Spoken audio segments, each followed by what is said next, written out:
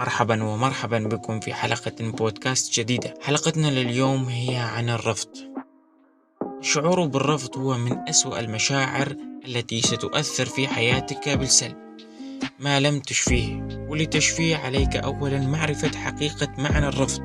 الرفض هو أن تشعر بأنك غير مقبول من البعض ضمن البيئة المعينة، بمعنى أن تكون غير متقبل كما أنت على حقيقتك وفطرتك بصفاتك وطاقتك، مما يدعو أغلب الأحيان بأغلب البشر أن يغيروا من فطرتهم محاولين أرضاء الآخرين لكسب قبولهم وحبهم المشروط لهم. الرفض خطير جدا، فهو يولد بداخلك تجعلك تحاول ملئه بالتصنع والمجاملات لكسب رضا الآخرين والشعور بأن وجودك عدمي، فتحاول إثبات العكس بإنجازاتك وتفوقك وثرثرتك. الرفض يشعرك بفقدان الحب والأمان، كأنك غريب بين الأهل والأخوان، فتحاول البحث عن الحب والأمان خارجك بدلا إيجاده من الداخل.